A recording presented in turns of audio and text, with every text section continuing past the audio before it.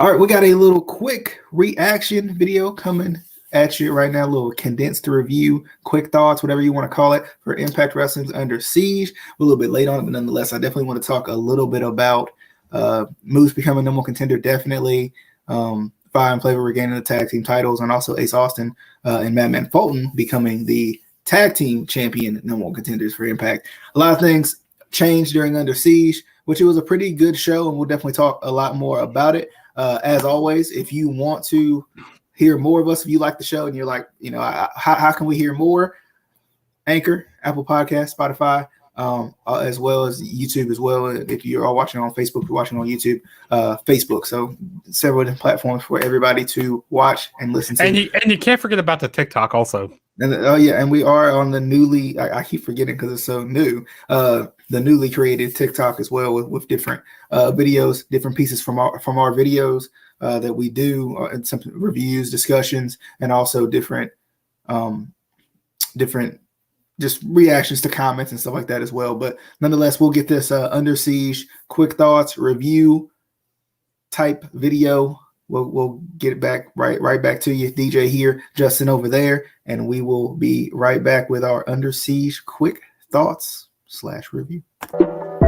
Coming at you right here on the Instant Classic Wrestling Podcast, the only podcast that is always, and I mean always, he means always, he means always, he means always, you mean always, they mean always, she means an Instant Classic, okay? Danny We will see you on the flippity dippity. Oh yeah. All right, what is going on, good people? DJ here, Justin over there, as we get ready for this Under Siege little quick thoughts video. I don't even know if we talk about all the matches, Justin. I mean, there's a couple of matches that I want to mention, and if you got others that you want to kind of throw out there, feel free. I want to start with, ironically enough, the main event and kind of go backwards here and start with Moose winning the number one contenders match. What was it, a six-way match, I think? Yeah, it was a six-way match, and it actually was shorter than I expected it to be, Justin. It was actually a little shorter than I anticipated, but I'm glad Moose won, and I think now this will set up for Moose to kill Kenny Omega. So I'm definitely excited. I think it's going to be good. On the contrary, as we are looking at the image on our screen, with Finn Juice, and for those listening, we're watching Finn Juice and Eddie Edwards hold the titles up against Kenny Omega and, of course, the Good Brothers, which is interesting because I don't think I expected Kenny and them to lose, but I may be wrong about this. I may be misquoting my own self here, but I feel like I did say that if they were going to lose any match, it would be this match, simply because you can protect Kenny with having him lose a tag team match. It's a lot easier, when there's not a title on the line. This wasn't a title for title type thing that happens every once in a while with these 6-man tag team matches. So, I mean, to me, I think Moose is a great number one contender. And if they were going to go the route of having Kenny come over and having Kenny win the Impact World title, then it was smart for them not to put the title on Moose quite yet. Like we talked about it before, you can have a good match and have a good showing and lose and still be strong. Moose didn't lose any steam from having a great match with Rich Swann and just by this little bit losing, right? But if Moose, now here's the thing.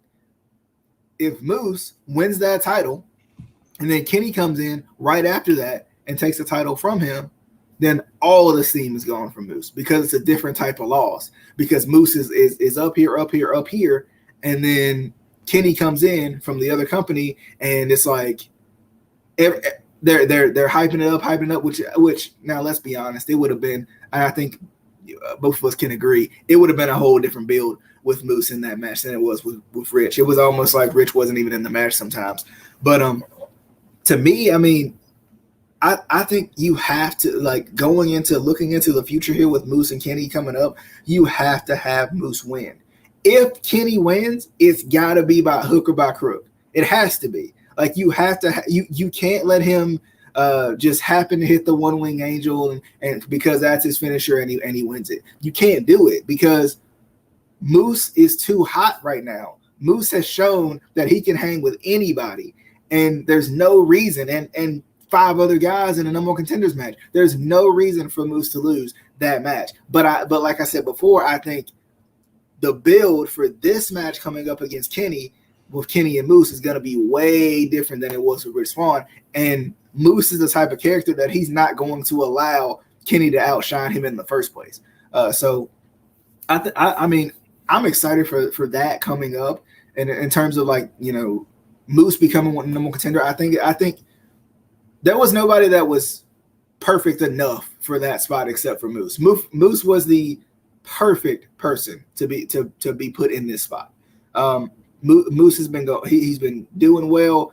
I mean, they even took him off TV. Like, he had that great match, and you're clamoring for more, and then they're like, yeah, let's pull him off TV for a minute. So you miss him a little bit. So you're like, where's Moose? Moose had this great match, and now where is he at?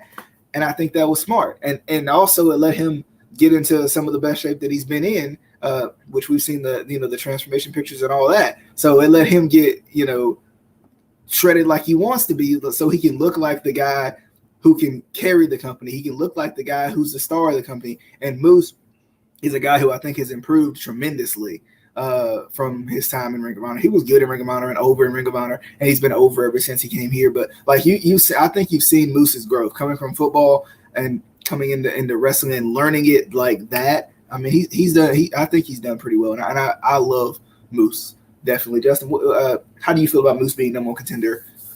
You know, I'm actually I wasn't really expecting it this early for Moose to become number one contender, because I really thought, you know, maybe he would, you know, go for a title maybe at like Slammiversary or maybe like Bound for Glory. I really wasn't thinking this soon they were going to do it. But nonetheless, I'm happy that I became number one contender. I thought it was going to be like Sam Callahan, you know, because like with the backstage segments they were having, you know, with Don Callis and Sammy Callahan, I thought, you know, that could have been one person that they could have went to. And, you know, I saw them have like some Don Callis have some backstage segments with Moose. So I think those were like the top 2 guys who I thought were going to win this match. And I definitely agree. Moose has improved so much, you know, ever since, you know, coming from, you know, football, you know, to Ring of Honor, you know, now to Impact Wrestling. He has improved so much. And he looks, you know, more shredded. He looks more leaned, which, I mean, and he's grown into his character. He's been, what's that thing he said that EC3 said a while back? It was at Bound for Glory. Embrace the vision? Not embrace the vision. That's Seth Rollins. It is Seth Rollins. Embrace the vision. I mean, it's on the same lines. Control your destiny. And that's what Moose is doing right now. He's been controlling his destiny ever since. And embrace the vision of your destiny. Embrace the vision of. I mean, it's on the same lines of that. But no, I was kind of surprised that he won though, and I definitely agree. This match was a little shorter. Like when you have 6 guys in a match, like, you know, it should be like doubled like the amount of time that it should get. Which I felt like this. I was hoping for usually a little more. Is, though. Usually, especially from Impact, from what I've seen, usually they have pretty long multi-man matches, especially when they get up to the 4s, the 5, and the 6s. Usually they give them plenty of time. And that's why I thought it was kind of weird, because I was like, I'm so used to, like, I think I looked and there was like 12 minutes left in the show when I turned on this match, and they were still doing entrances. So I was like, that's odd, right? Like that, like Impact usually gives plenty of time for this type of a match. So I was a little surprised myself. Maybe there could have been some matches that could have got cut shorter. Like I felt like I think it was the Fatal 4-Way tag team match. I felt like that match ran on a little long. But no, I'm happy with Moose becoming number one contender though. I'm pretty happy with it. Speaking of the Fatal 4-Way, and I couldn't find a picture for this one because I don't know why they didn't want to give me a picture. But speaking of Fatal 4-Way match, I know, right? The Ace Austin and Madman Fulton won the number one contender spot for the tag team titles, which I think was another point that we had made, where we were like, it almost makes sense in a way. And I'm gonna see if I can at least pull up the match card so I can remember exactly who was in the match, because that's the one I always forget. Triple XL. It was Triple XL. It was there you go. There's the card. Yeah, so Triple XL, TJP and PD Williams, and then who else was in it? Rohit, Raju, and Shira. Yeah, and I felt like Rohit and Shira weren't ready for the spot yet. Number one, they just had broke up like a month or so ago. But then at the same time, I think they could be, because I think Rohit is definitely good enough to be a tag champion, and I think Shira brings that complete opposite of Rohit, where he can work well enough to show like, okay, I think they should really run with them. I think they should act like they really should pull the trigger on that didn't happen. Y'all didn't see that. Y'all will never remember that type thing. That definitely needs to happen. They need to act like there was never dissension, or even if they want to bring it up and like keep it logical, of course, then go with the fact that the dissension made them stronger. Like they went their separate ways for a little bit and they realized they need each other, and that's why they're such a good team. And I think they need to really focus on Rohit and Shira. Like yesterday, they definitely need to focus on them. But I mean, with Ace Austin and Fulton, because I don't think there was anybody else. Triple XL is a good team, but they haven't really done much with them yet. Like they start to push them, then they run away from it. Then they start to push them, then they run away from it.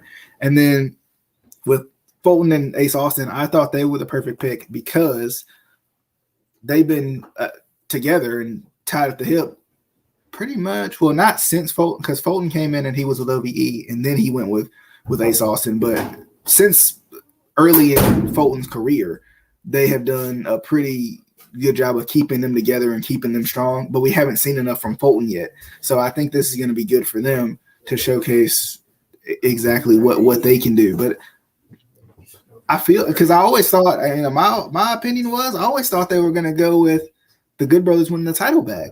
Winning the titles back, but they might pull the trigger on Fulton and Ace Austin and really kind of give a new team a rub a little bit here. I can see them leaning in that direction, especially since Ace Austin is already established as a champion and Fulton is already established as a pretty darn good monster. Mm-hmm.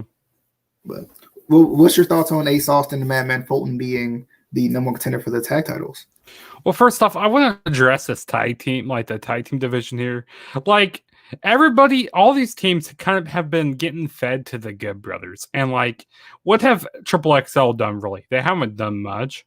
What have like Rohit, Raju, and Shira done? I mean, other than, kind of being singles guys, they haven't done much as a team. And they just, kind of throw PD Williams and TJP together. They haven't done much as a tag team. So it was right to have Ace Austin and Madman Fulton win here.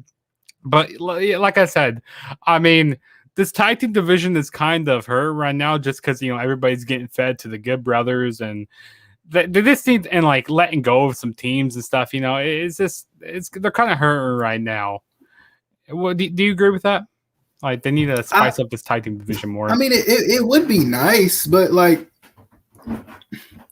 I mean, once again, I'm going to bring it back up so I can really see the tag, because this gives me a good picture visually, and everybody else at home as well, a good picture visually of what the tag team division kind of looks like right now. And of course, I think we're missing some tag teams somewhere. I feel like, and maybe I'm wrong. Maybe this is the entire division, and I'm wrong about that. But looking at who we have here, even with TJP and PD,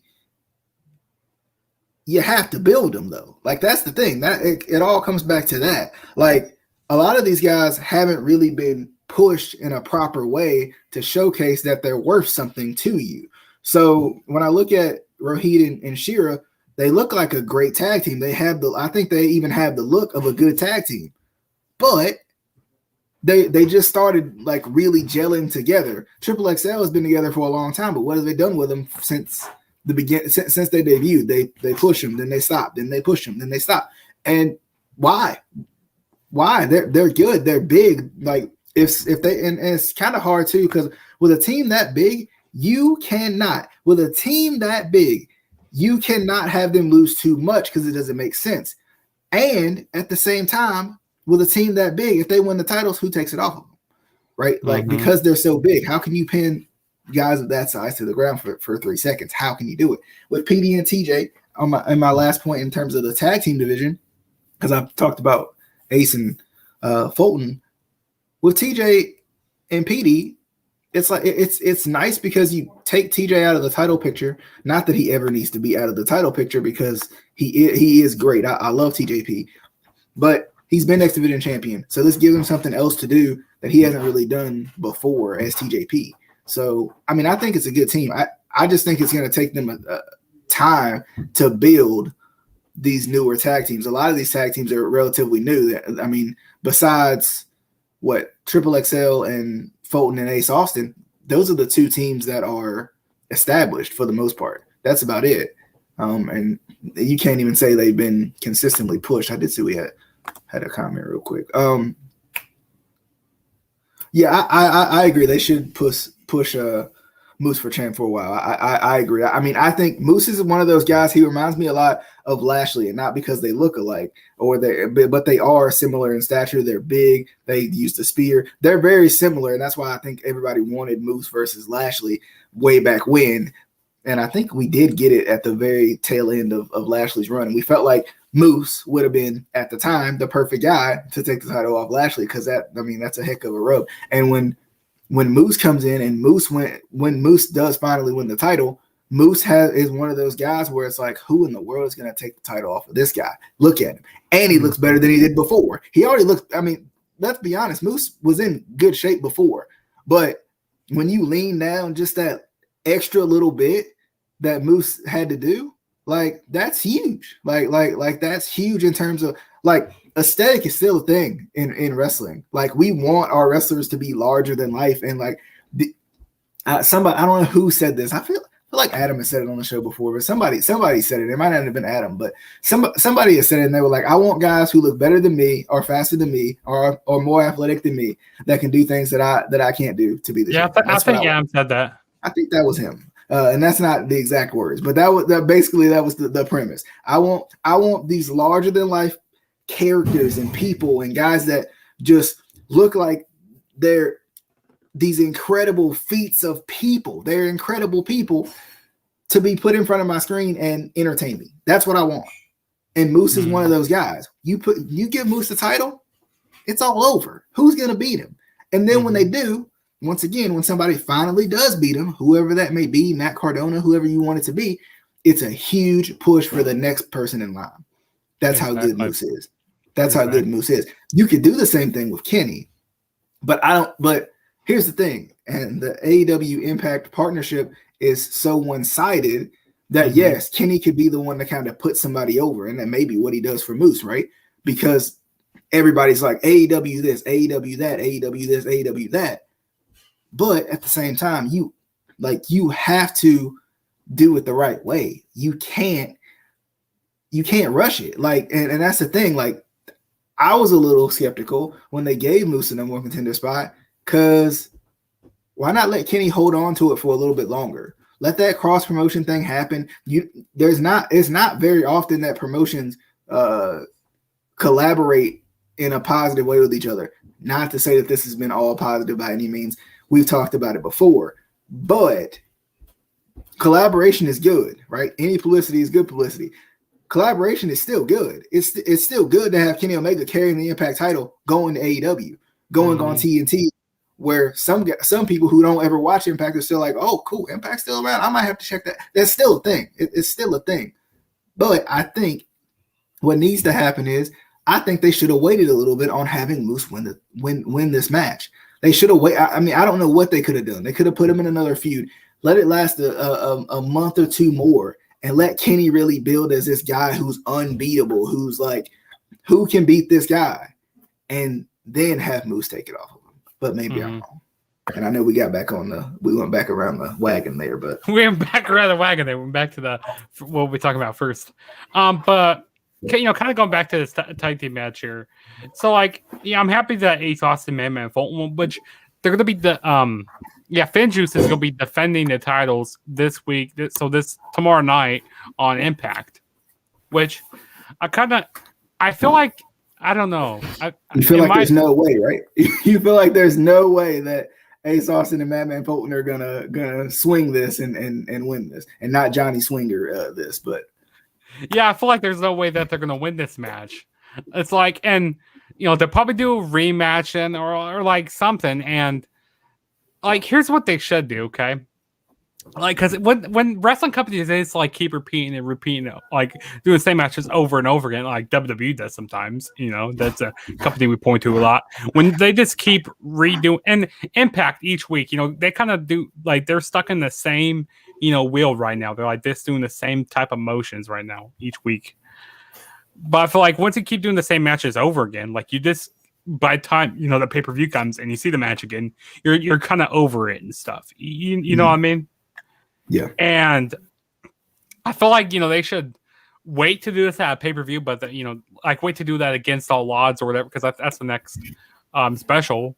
So I thought they should have waited to do that and just have like some segments, because other than, not the Gubbers, other than Finjuice, because it's fresh to put a new tag team in the situation. Like, they're not talking about the Good Brothers now. They could be talking about their team, and they could do promos back and forth leading up to the next pay-per-view. I mean, and the other thing that they could have did, Justin, too, that I thought was interesting, another thing they could have did was they could have had, Scott D'Amore could have been like, well, you did win the number one contenders match. Let's just see how you fare against the champions, and did the whole non-title thing to kind of like, and then Ace Austin and Madman Fulton, they win, but it's like they're dirty, they find by hook or by crook, as I often say, and they find some way to just get the win, but it's not how you want it to be. So what happens is then they continue to stretch it until, like you said, against all odds, and then boom, instead of like. I understand, giving the match away in a way on TV, but why not, like you said, let it build a little bit more? Let it marinate a little bit more. I feel like. Yeah, exactly. But I mean, I'm not mad with the decision. I just feel like there is no way that the titles are going to be taken off Finjuice. I mean, I could be wrong. We could be wrong here, but and I'm kind of surprised that another company, like another team from a different company, hasn't came into like Impact yet, which that would be surprised me, because say like a team from AAA comes in, and they have AAA versus New Japan, and they don't even have their own company going for a title. So it's like, I mean, we haven't seen that yet, but that won't surprise me if that happened though. Is Impact working with AAA? They are, aren't they? I think they might be, because Conan. I know Conan is either some sort of owner or like some sort of stockholder or something in AAA, and I think he writes for them too. I think he produces for them too, and he also works backstage for Impact, because I've heard him talk about it on his podcast. So I feel like they might be working together possibly, which could be interesting, because I know Andrade has called out Kenny Omega to face him for the AAA championship, so that would be kind of cool. Especially if Andrade did something with Impact, I think that would be kind of fun too, to see how that would go, because I think that would be really, really cool actually, because I thought that was interesting, because I think they're actually going to have a match at Triple Mania, I think, if I'm not mistaken. I think I saw that. Yeah, I think I saw something about that too. But like, I feel like, and kind of going back, to this like whole partnership that they're doing with AEW and stuff. Like you said, it's been really one-sided and stuff, and it hasn't really been really much of a partnership. I mean, only Kenny Omega and like Private Party came over for a little while, but that's about all who came over. And like, I feel like the New Japan, partnership with Impact is a lot better than the AEW and Impact partnership. Right. How do you feel about that? So you're saying the New Japan and Impact partnership is better? Yeah, I think in a way, but I think it's hard to judge, because I don't watch New Japan either to know like. But I feel like from what I've seen from New Japan in the past, New Japan is completely fine with shouting out other companies, especially if you have their belt around your waist, coming, because they want their fans to understand. Well, what is this belt? like what is and they seem to do a better job, and I've seen this with them in Ring of Honor. They seem to do a better job of saying this is what's going on, whereas I think with Impact and AEW, it's been kind of one-sided. Like, it seems like with the Ring of Honor and New Japan partnership that both of them promote each other equally, from what I've seen. Yeah, they do. And they really do. But no, about this match. It was a good match. I think it got a little too much time though. This match got a little too much time, but nonetheless, it was a good tag team match here. Right. Speaking of tag team matches, the new Knockouts tag team champions are Fire and Flava again. So this is the one where I kind of had a little bit of a problem because, and we talked about this on the preview. Number one, why did you take the titles off Fire and Flava so quickly in the first place? Because Rachel Ellering and Jordan Grace hadn't really teamed together yet. But number two, if you was just going to give the titles back to them, why take it off of them? That was my big issue here. Like, what was the point? What was the point of taking the titles off of probably your best tag team in the division? Well, okay, by far your best tag team in the division, and going the route of the kind of surprise and ooh, Rachel Ellering's here, give her the title, and then having them give it right back. What was the point of that? Now, in terms of the match was good. The psychology in it was good.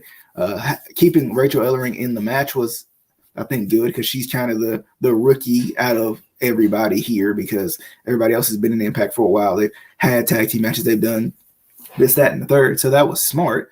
But I still was a little confused to why. Like, I'm happy that they gave it back to him, and I think it's deservedly so. Period, poo. I think it's deservedly so. But why take it off of him in the first place? What was like?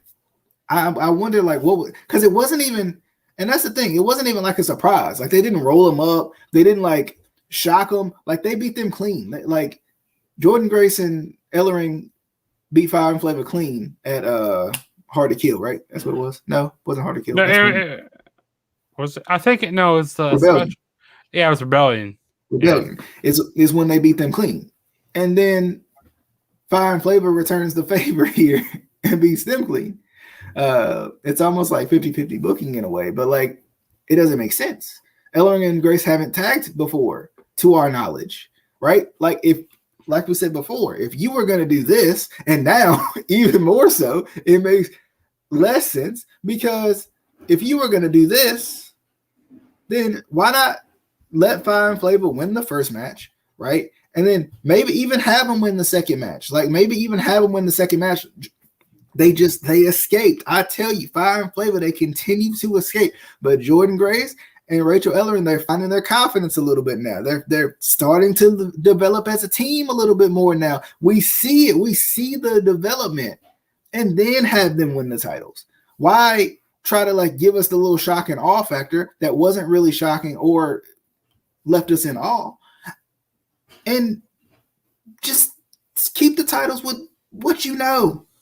Don't rush it. You don't have to rush it to try to surprise us. It wasn't a surprise because it only would have been a surprise if it was like a roll-up finish or something. It wasn't even a surprise.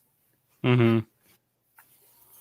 Yeah, I definitely agree with what you're saying there. Like, I don't really understand like them flip-flopping the towels like back and forth. Like, I feel like if they wanted to, they should have still kept the titles on. Was it Fire and Flava at Rebellion?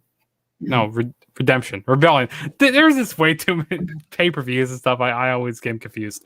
But yeah, I feel like Fire and Flava should have retained the towels there. And they could have built this out going, can Jordan Grace and Rachel Ellering work together and stuff? Because the storyline here is what they're doing now is like Jordan Grace is the weak link, which I feel like eventually Jordan Grace, she's going to turn on Rachel Ellering, and we're going to get a match between them. I feel like that's getting built up here. That's the only reason. That's the only way that makes sense. Because logically, why is Jordan Grace the weakling? She's worked with Jazz. She's worked with who else was it? Was it Tennille Dashwood? Yeah, Tennille Dashwood. She works with everybody. Now, for real. They could have easily said, now I don't, like I said, I don't know the extent of all of it. I just saw the confidence aspect of it. If they wanted to make it make sense, and maybe you can correct me if I'm wrong, they could have went with, you've had partner after partner after partner and haven't been able to kind of get over the hump, but they're champions now. So like that, like it would have made more sense if they lost the match before, still, like, it still would have made more sense if they lost the match before, because you can go after Jordan Grace and, like, they would have been right there. They would have been right there. They showed a little bit of as a team, but, like, because they were right there, Jordan Grace, you're just not a good tag team wrestler. I mean, you're good. You're a former Knockouts champion. You're you're a beast. But as a tag team wrestler, you can't do it. That's the story. It writes itself. Yeah, it does. I do agree with that. Writes itself. What's up, Impact Wrestling Slam Zone? Appreciate you coming by. Like, what? Check them out as well. But, like, why? Why? Like, that's what I don't understand. Mm-hmm. Why? It makes more sense to have them lose. Right. I just don't understand some of their booking decisions, what they're going right now. Like, that's kind of like that. Okay. Okay. Owen versus Grace tomorrow night. That's interesting. Did they say why? Did they say why they're doing that? Because, like, are they going to go with the kind of respect feud, I guess? Because, like, now, if it goes that direction and they're going to turn Jordan Grace heel, which is something I'd like to see in the first place, because I think she is a little bit bland as a face, then I'm cool with it. Like, I can deal with it. Like I really can. Like, I can deal with it. But, you know, I mean, that's my issue. To me, it just doesn't make sense unless they're going to turn Grace heel. Like, I don't know. I totally agree with that. Like, some of the booking decisions of what Impact's doing right now, it's not that Impact's like a bad show and stuff. It's like, especially, you know, with their tag team division, they need to get more women. Like, what teams do we have right now? I mean, I say this on every Impact video we do. They have barely any tag teams. I mean, they got Fire and Flava. I mean, we had Havoc and Nevaeh, but they're not a team anymore. I mean, don't get me wrong. I enjoy Fire and Flava in every way. I do too. In every way. Kiera, in every way. Okay. And Tasha be going. I was okay. Yeah. That, like, the personality of them, amazing. Like, their whole shtick is awesome. I love it. But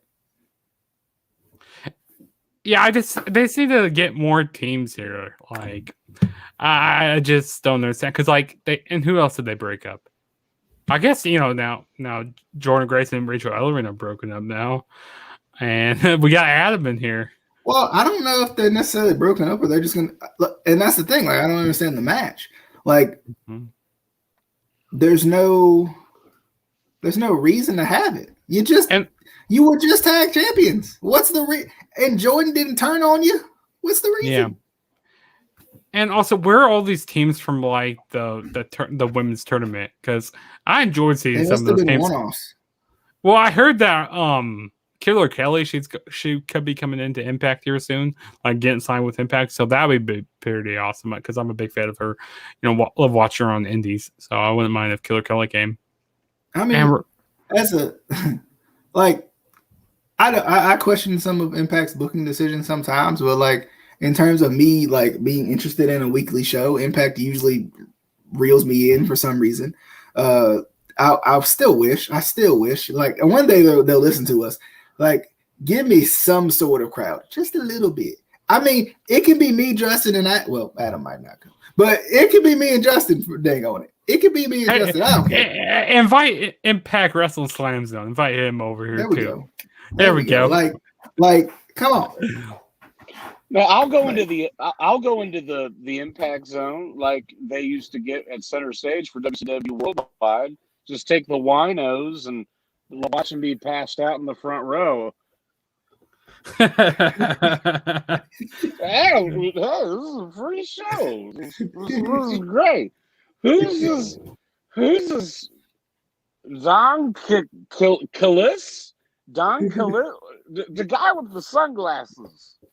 Speaking of which, these lights are bright in here. I better put this on. All right, you don't know if I'm asleep or not. Is that Orange Cassidy over there? He's gained a lot of weight. But, sir, did you eat Orange Cassidy? but yeah, I mean, I enjoy watching Impact on a weekly basis. I don't watch any wrestling show on a weekly basis, to be honest, not consistently. But when I find myself watching a wrestling show on a weekly basis, it tends to be Impact, and I don't know if that's the 2-hour effect, maybe, or NXT, and maybe it's the 2-hour effect for me. I don't know, but yeah, really, the only shows I watch on a weekly basis is I try to watch NXT, like on night happens on Tuesdays, or I DVR it and watch it the next night or watch it the day after. And also I watch AEW. Also, see these two, and SmackDown's another show I watch on a weekly basis. Like Monday Night Raw, I could just that's obsolete right now. I can't really watch that much right now. Well, it's weird. Like I'll get to the point of starting to watch Raw. And then I'll get out of it. Like I'll get to I'll like watch it for like 2 weeks, and then I'll be like, nope. Like every time it gets me. I do enjoy SmackDown. When I actually sit down and watch it, I enjoy it. But it just depends on if I actually sit down and watch it. Mm-hmm. The DVR has screwed me as of late. Before the DVR was great, but now the DVR is like it's just where I store all my stuff that I don't want to watch. Because at this point, I store everything and then I never watch it. It's digital hoarding. Yeah. You're going to put us on TLC. Now you haven't watched any of these episodes. Can we hit delete? No! I'm going to veg out on Memorial Day weekend. You better not turn that off. But yeah, I mean, Under Siege was good. Under Siege was a good show. I'm glad that Moose became number one contender. I think he deserves it. Every time, it gets me every time, Adam. Every time. I hope he kills Kenny. I really do. Hope that happens. It's gotta happen. It'll be interesting to see, because I wonder when Kenny's going to lose all these titles, because Andrade goes into AAA. He challenges Kenny. Why wouldn't you give the title to Andrade? Just curious. Why wouldn't you? Why wouldn't he be red hot? He'd be red hot coming over there.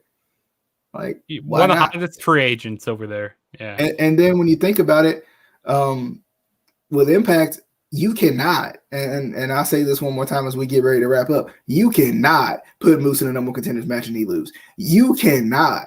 You can't do it. That's why you didn't do it before. Mm-hmm. So you cannot. Like, don't. Like, so that means that Kenny's at least going to lose the Impact title soon. Possibly the AAA title soon.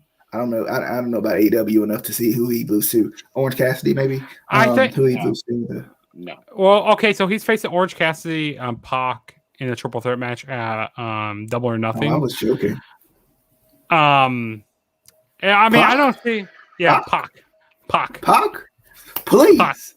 The king. No, that's the thing. They keep saying Pac. We always say, us marks always say Pat or say Pac because of X-Pac. Pac. Oh, I was thinking Tupac. Joe is a good choice. Joe is a good choice for like if Joe does come back to Impact, which I think that with seeing these vignettes every week, I feel like Joe is the right person. That could be an area. Yeah, Joe is good, but I still feel like, not that I would be upset per se, but I would. Like, why not have one? If you have Joe like on the back burner, he's the Alejandro Villanueva for the Ravens, waiting in the wings, right? Like, if you have it ready, in the holster, then why not go with a transitional champion? Hey, right? we all know. Some other Joe played football. It wouldn't be for the Ravens. Come on now. Before the Rammy Hammies. Oh God! I was gonna say he definitely would. I would say he would either be Raiders, Chargers, 49ers, or Rams, or Niners, Yeah. But like, and that's the thing. Like, I love football talk for you guys right there. If you have Joe like already like practically signed, right? Like he's coming back, then why have Moose why even have Moose become number one contender? Just wait. Moose can marinate. Trust and believe Moose can marinate for a little bit longer. Marinated Moose. He's marinated Moose. But I don't know. I don't know. I mean, don't get me wrong. I'd love to see Joe come back and win the title. Don't get me wrong. This would be a perfect way to. They should have. Oh, it does. I forgot about that. It does end in June. He needs a title. He needs to go ahead and just win the title. Then it needs to happen. Is he resigning? What his non-compete? No, it's Moose's contract ends in June. Moose's gotcha. I'm surprised he hasn't re-signed.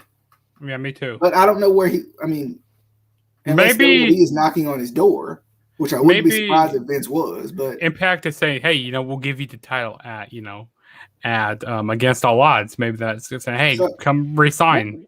Well, not only that, why don't they do just going into the think big? Why don't they do what CM Punk did? Not winning the title yet, but right before that show, you have Moose come out and attack Kenny on Dynamite, take his TNA contract and sign his extension on the TNA belt. Yeah. Because Lord knows they love to copy what has quote worked from the past. I mean, they did it twice last week, but yeah, because I'm a huge fan of Moose. The light watching I've seen here and there the last handful of years, he is legit. I mean, he was a Houston Texan, so I mean, he knows how to be an athlete. Now he's and he's in better shape than he was. Yes, absolutely, he's a freak. So I don't know. Yeah, so the Omega Moose match has already been taped, so I don't. That's interesting. Do you want to talk about the X Division title match? Since we're talking about title matches and stuff here. Yeah. Josh Alexander retained against Phantasma. Phantasma? Yeah. It was good. Was this your first time seeing El Phantasmo? Yeah.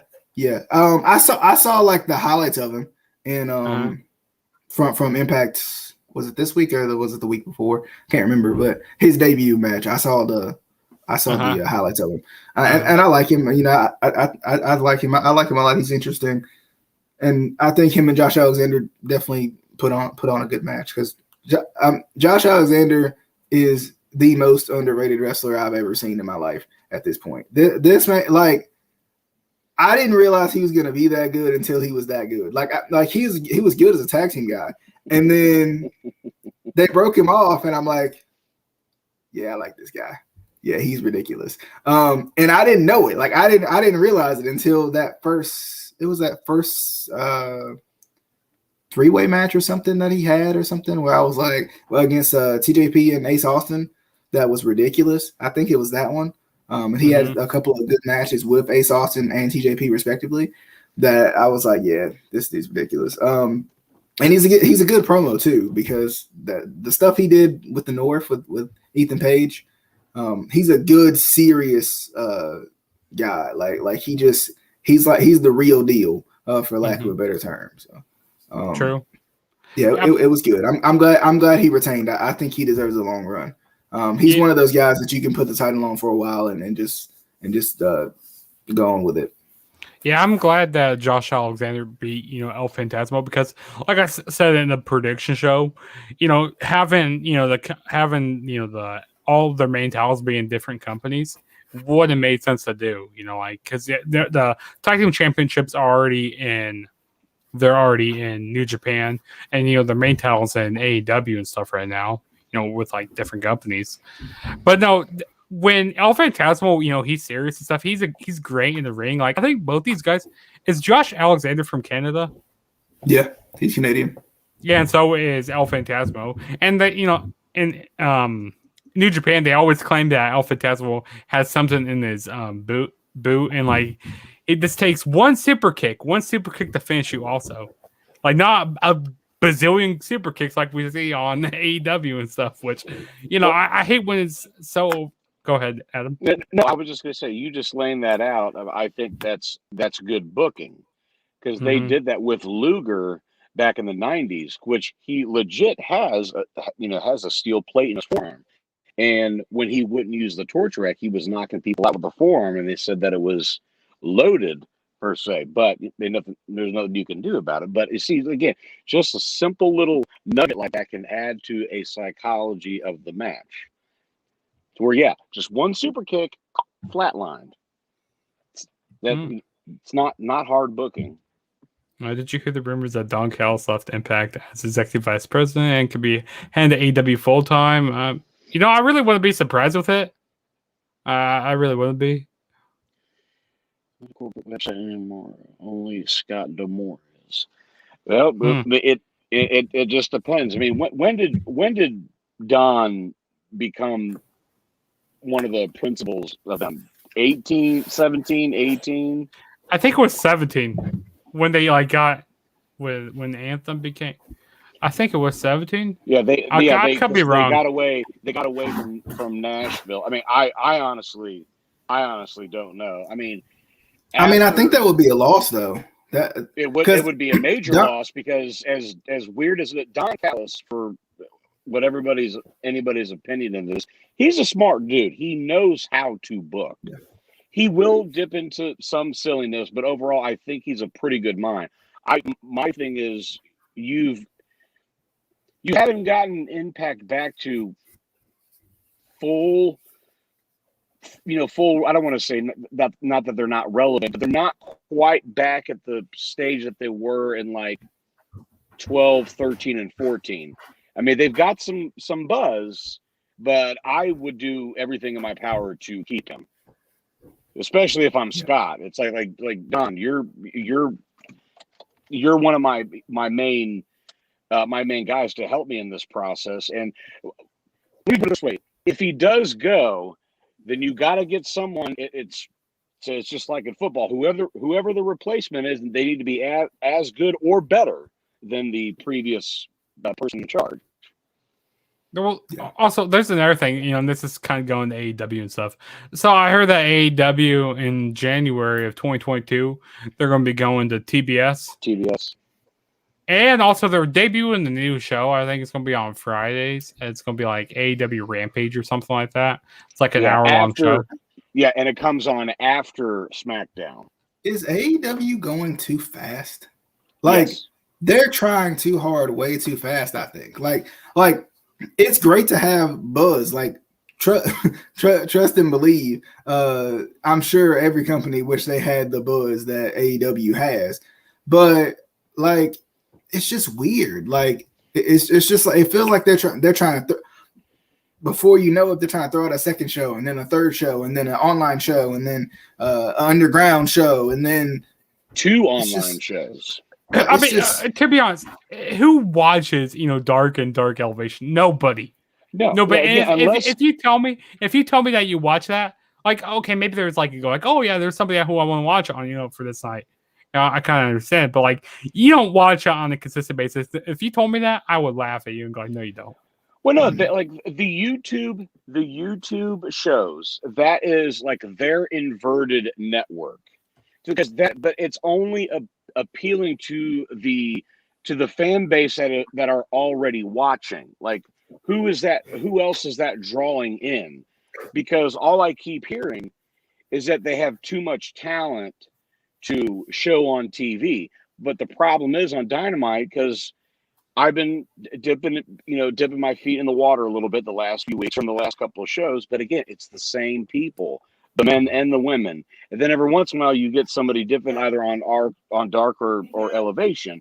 I do think they're moving too fast, but they're already in line for the next couple of years because they've already got their extension. My problem with it is that's what, and I'm not trying to jump far ahead, and I'm not trying to bury it. That's not my intention at all. But that's what started the downfall for WCW, is when they implemented Thunder. Now that was a Bischoff call. That was a Turner exec, or the Turner executives. They were getting all this revenue and they wanted to put that into another show, and it was just too much. Mm-hmm. Yeah. The last I heard too, Jared was still with WWE. I thought he said something about it on his podcast that he just started recently, but I can't remember off the top of my head. Yeah, I can't remember. I mean, now to have the freedom to have a podcast is not WWE like. So, well, sure. I mean, look at Bruce's show. Now it's kind of hit and miss, which it's we obviously legit, because you take any type of free time, Bruce needs to rest. So they'll put like a best of. He will put like a couple episodes in the canon and they'll get ahead. But yeah, it's not less than. I'm not saying that all, because I still love Bruce's podcast, but like you're gonna get, because I've heard a couple episodes of Jarrett's new show, and they're going 2-3 hours like Bruce used to. But because I don't know how much involvement Jarrett has behind the scenes. Bruce is like the head executive of the creative team. Sometimes I wonder how much anybody has in it the way it's booked. Sometimes I'm like, does anybody really sign up on this, or they're just like, whatever happens. You're right. Carson wins. Right. But any final thoughts before we wrap up?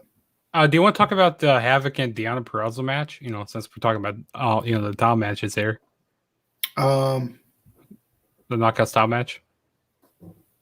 It was good. Yeah. I don't have much to say about it. They're trying to push Havoc a little bit, but I wonder who's the person who to take the title off of Deonna Purrazzo. It's going to be Tennille Dashwood. You think so?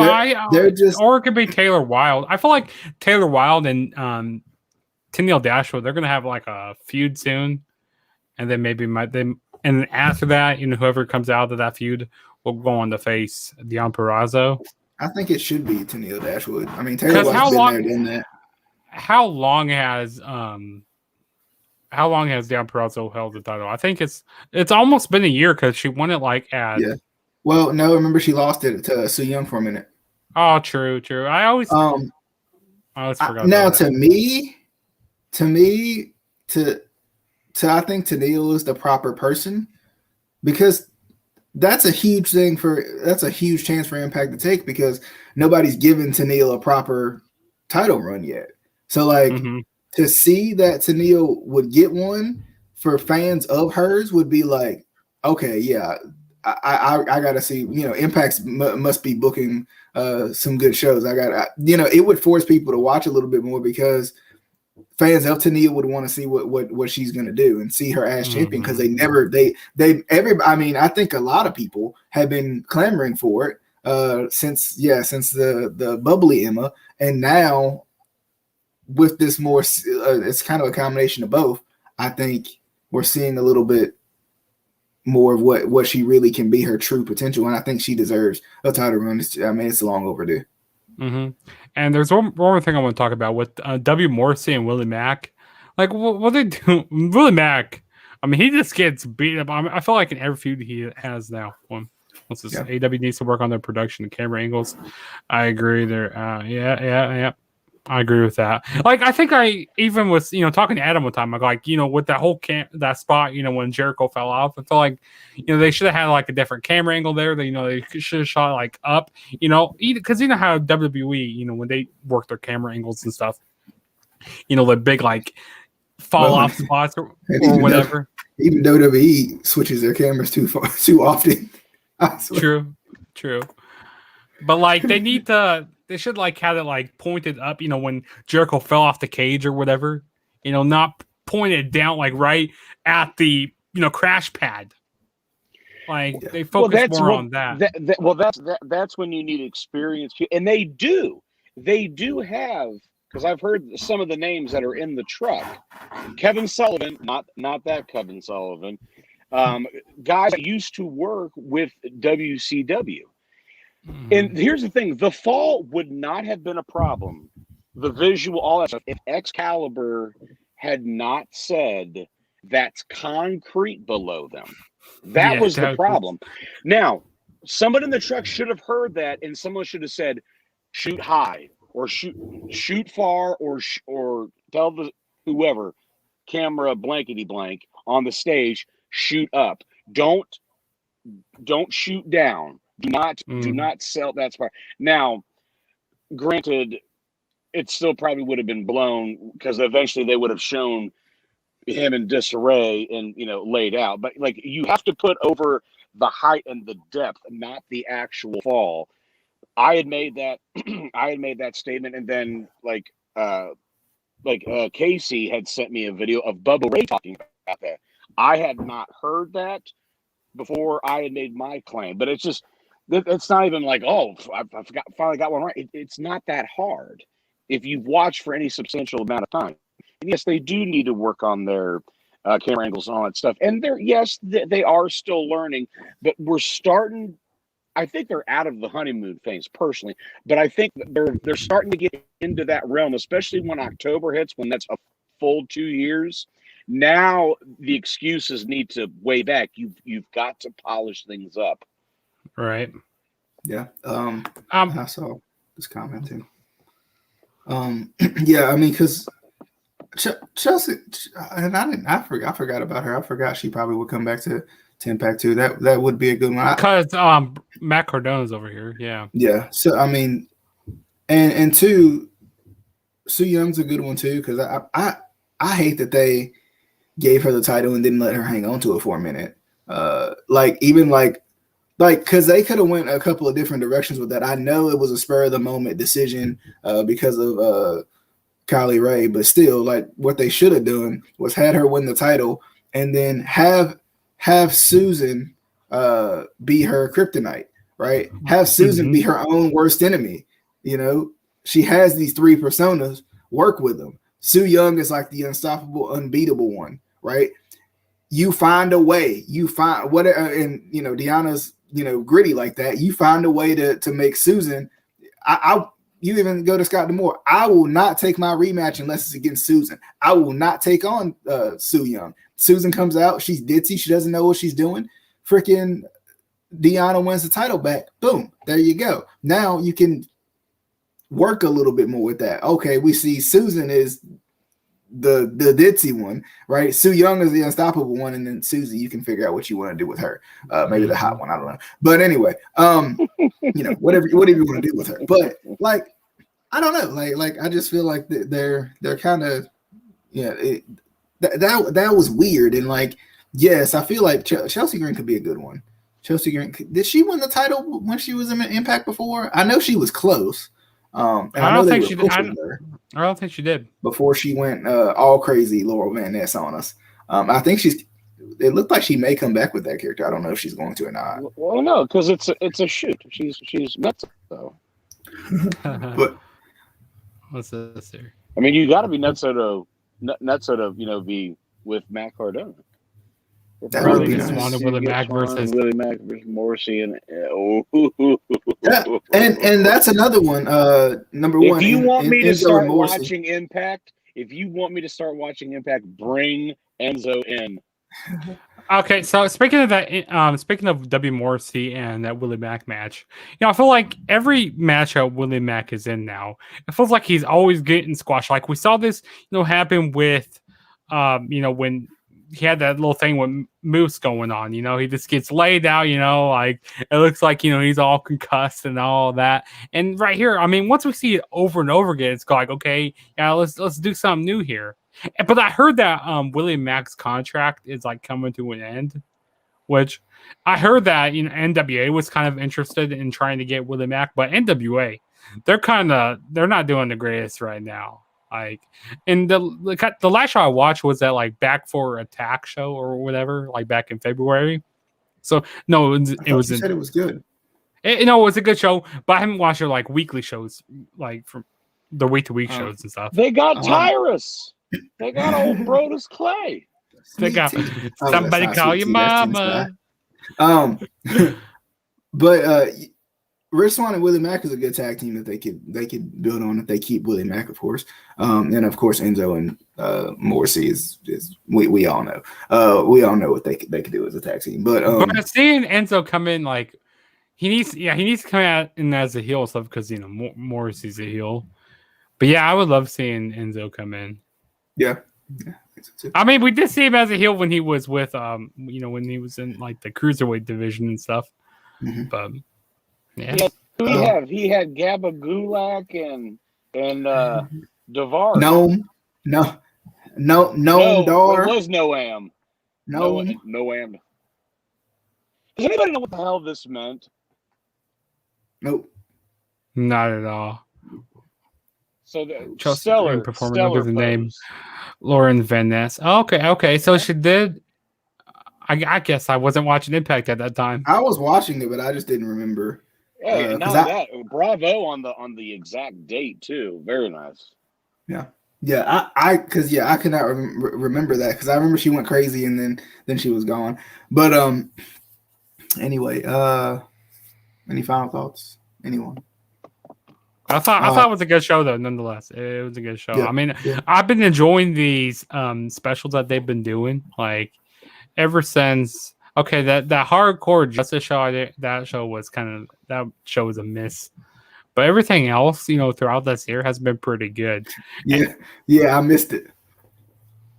And I like how ever since they've been kind of like building on the storylines with these specials that they've been doing and stuff, rather than just go like have these specials and go like, oh, it has nothing to do with what's going on TV, which I like that what they're doing here. Yeah, I think so too. Impact's been pretty good for what I've watched. I've watched more of the pay-per-views and specials than I have the weekly show. But even the weekly shows I've been watching, I think it's been worth the watch. But I have a kind of a foreshadowing. Who I believe, because I think I shared you guys some of the releases from WWE earlier. I say Vanessa Bourne, if she wants to continue. I say Vanessa Bourne goes to Impact. Jessamine Duke, if she so chooses, only because I think they need somebody legitimate like that, goes to AEW.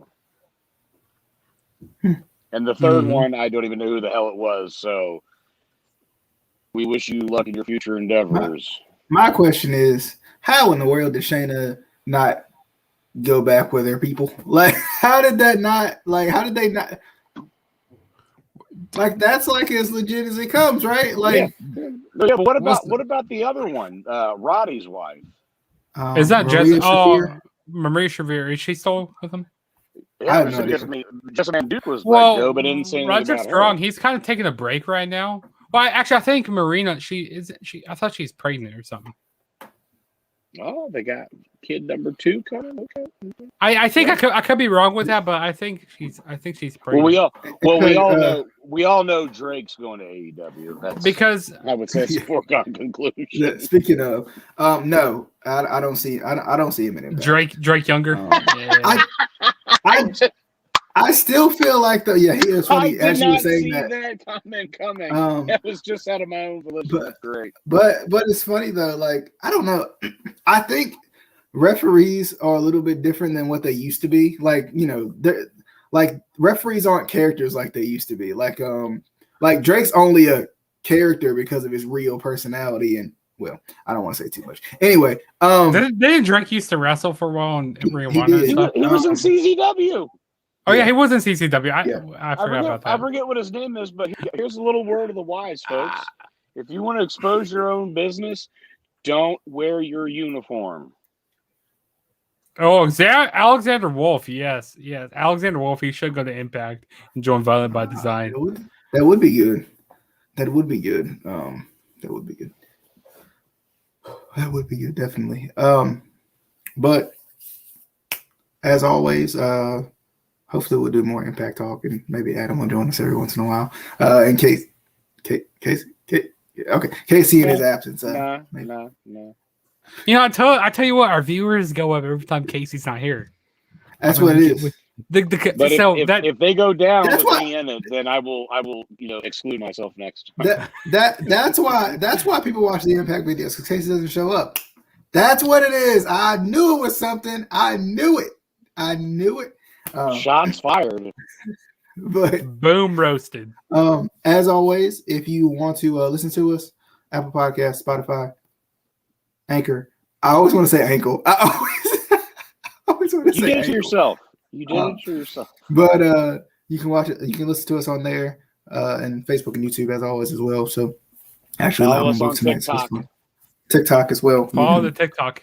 Listen to different things that we say and stuff that we mean and stuff. But anyway, that wasn't a real sentence. Anyway, until next time, definitely hope you guys enjoyed. Appreciate Impact Wrestling Slam Zone for coming by and being active. Appreciate it. We'll definitely have to check you out as well. I've seen some of your stuff too before in my past and not too long ago. So I have to definitely check some stuff out because I love keeping up with Impact because there's some stuff that I miss.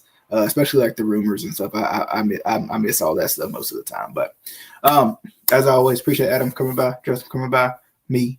I was here. We'll see you guys on whatever the next video may be. Probably discussing either the Dark Side of the Ring or the Booker T AEW special. Well, I was going to say Booker and the Shawn Michaels bios because those are the special ones that have just come by. But I say that we put a pause on the Warrior one coming up because next Thursday will be the Dark Side Warrior episode, and then this Sunday coming up is going to be Warriors episode on A&E. Right. So we'll definitely do that. That's something we gotta look into as well. But hope you guys enjoyed. Like always, this has been the Instant Classic Wrestling Podcast, the only podcast that is always, and I mean always, an instant.